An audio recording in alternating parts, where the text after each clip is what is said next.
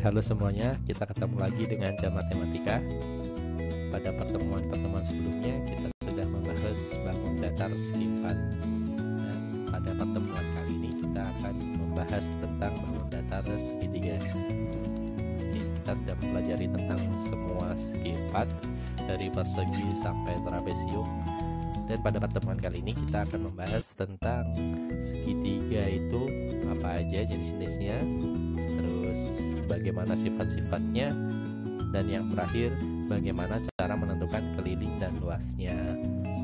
Nah, setelah itu kita akan lanjut ke penerapan atau penggunaan dari sifat keliling dan luas segi 4. Nah, apakah itu segitiga? Oke, kita coba lihat beberapa bangun datar di sini. Manakah bangun datar yang termasuk bangun datar segitiga? Ya, yang termasuk bangun datar segitiga adalah nomor 5, 7, dan 10. Dan bangun datar segitiga sendiri adalah bangun datar yang memiliki 3 buah sisi, jadi ada 3 sisinya. Nah, selanjutnya apa saja jenis-jenisnya dari segitiga itu? Nah, untuk segitiga ini jenis-jenisnya dibedakan dengan 2 cara. Cara yang pertama yaitu berdasarkan panjang sisinya, dan cara yang kedua berdasarkan ukuran sudutnya. Sekarang kita coba dengan berdasarkan panjang dari sisinya.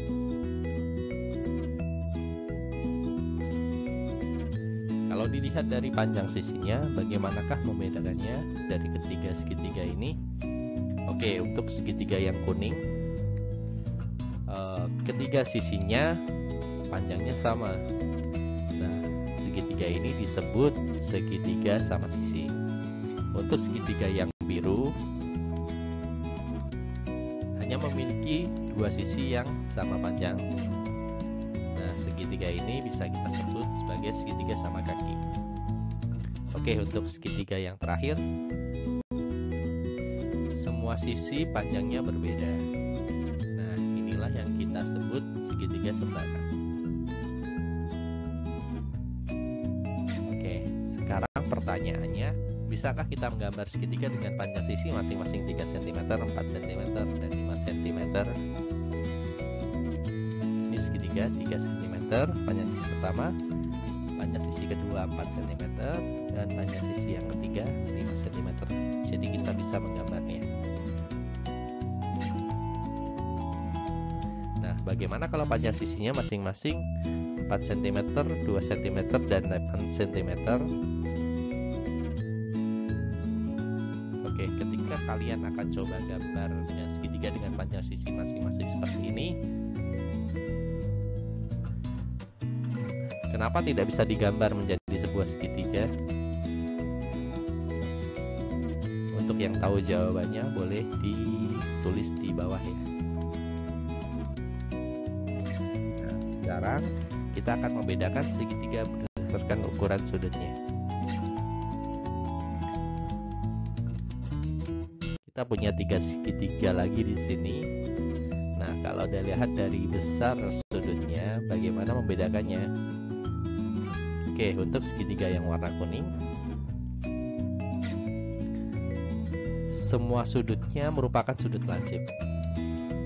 Jadi segitiga ini bisa kita sebut sebagai segitiga lancip. Untuk segitiga yang kedua, segitiga ini memiliki sebuah sudut siku-siku. Jadi segitiga ini bisa kita sebut sebagai segitiga siku-siku. Dan segitiga yang terakhir adalah segitiga yang memiliki sebuah sudut tumpul. Segitiga ini bisa kita sebut sebagai segitiga tumpul. Sekarang coba ke pertanyaan, berapakah besar seluruh sudut pada segitiga jika dijumlahkan? Ya, sudut A tambah sudut B tambah sudut C sama dengan, oke, kita akan coba cari tahu dengan cara memotong memotong segitiga ini menjadi 3 bagian. Lalu kita susun sudut-sudutnya. Sudut A, sudut B, dan sudut C. Oke, ternyata jika kita susun, ketiga sudut segitiga ini dapat membentuk sebuah sudut lurus. Jadi sudut A tambah sudut B tambah sudut C adalah sudut lurus, dan sudut lurus sendiri besarnya 180 derajat. Jadi dapat kita simpulkan bahwa jumlah ketiga sudut pada segitiga adalah 180 derajat.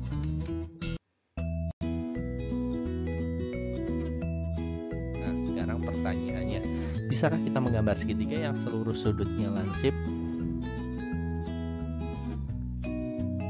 Oke, seperti segitiga lancip tadi, jadi kita bisa menggambar segitiga dengan seluruh sudutnya lancip. Bagaimana kalau segitiga yang memiliki dua sudut siku-siku? Dan bagaimana lagi kalau segitiga memiliki dua sudut tumpul? Apakah kita bisa menggambarnya? Dan jawabannya, kenapa kita tidak bisa menggambar segitiga yang memiliki dua sudut siku-siku ataupun memiliki dua sudut tumpul? Untuk yang tahu jawabannya, boleh dijawab di kolom komentar.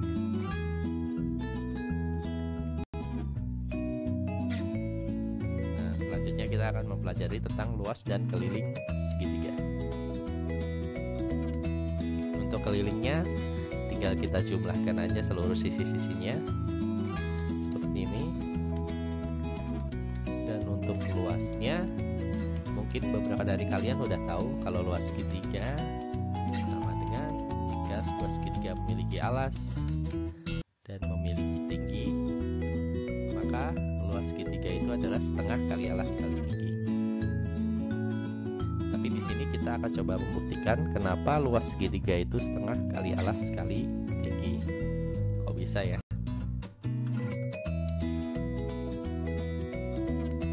Kita akan coba menjelaskan tentang kenapa luas segitiga itu setengah kali alas kali tinggi. Kita coba buat dulu gambar persegi panjang. Jadi luas segitiga ini ada hubungannya lagi dengan luas persegi panjang. Lalu kita gambar sebuah segitiga di dalam persegi panjang tersebut. Nah, kita gambar segitiga di dalam persegi panjang. Terus potong bagian yang berwarna biru dan susun kembali membentuk segitiga. Jadi kita potong bagian biru dan kita susun. Nah, ternyata sebuah persegi panjang dapat menjadi dua buah segitiga yang sama besar. Jadi dapat kita simpulkan bahwa luas segitiga sama dengan setengah dari luas persegi panjang. Karena tadi sebuah persegi panjang dapat membentuk dua buah segitiga.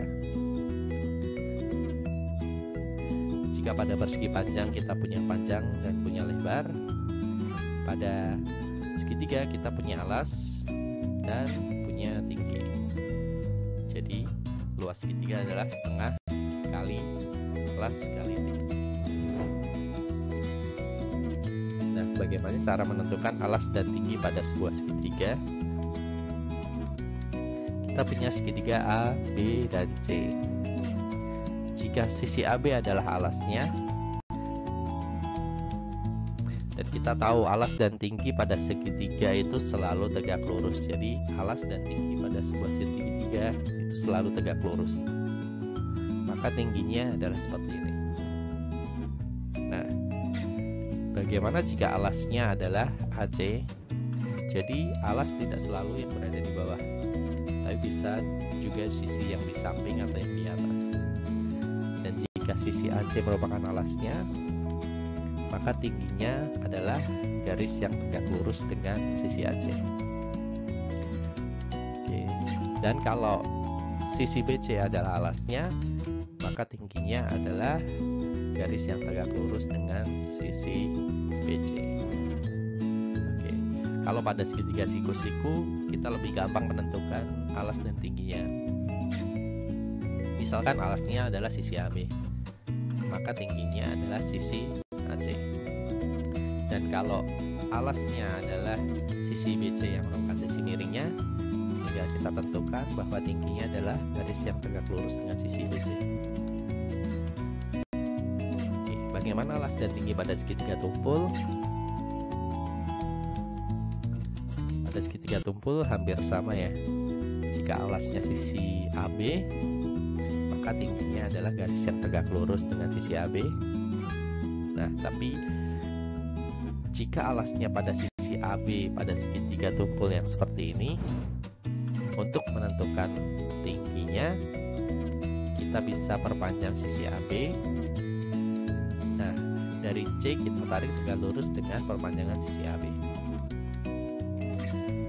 Misalkan kita tulis pertemuan titik-titik proyeksinya sebagai O, maka tingginya adalah CO.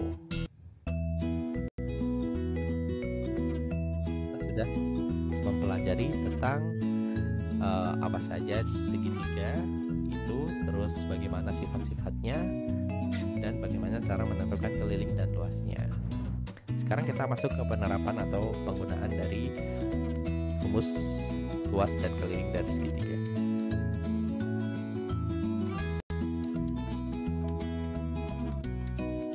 Nah, misalkan sebuah gedung dibangun dengan 5.000 buah kaca yang berbentuk segitiga yang ukurannya sama. Jika ukuran salah satu kaca diketahui,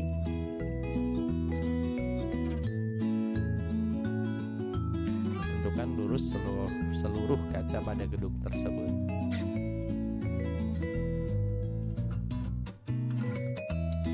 Kita ketahui bahwa alasnya 60 cm dan tingginya berarti yang 40 cm. Oke, kita jawab bahwa luas kaca itu adalah berbentuk segitiga. Jadi rumusnya setengah kali alas kali tinggi. Alasnya sudah diketahui 60 cm dan tingginya 40 cm. Kita bisa kalikan dulu setengah dengan 60, jadi 30 cm. 30 cm dikali 40 cm sama dengan 1200 cm persegi. Jadi luas kaca seluruhnya, jumlah kacanya tadi 5.000 dikalikan dengan luas kacanya 1200 cm persegi. Kita dapatkan hasilnya 6 juta cm persegi. Dan jika kita jadikan ke meter persegi, hasilnya adalah 600 meter persegi. Oke, jadi kita sudah mempelajari tentang segi 4 dan segitiga. Mudah-mudahan kalian semua paham dengan materi yang sudah diajarkan. Jika masih ada pertanyaan, boleh ditanyakan di bawah. Sekian dari Jam Matematika. Terima kasih sudah menonton. Wassalamualaikum warahmatullahi wabarakatuh.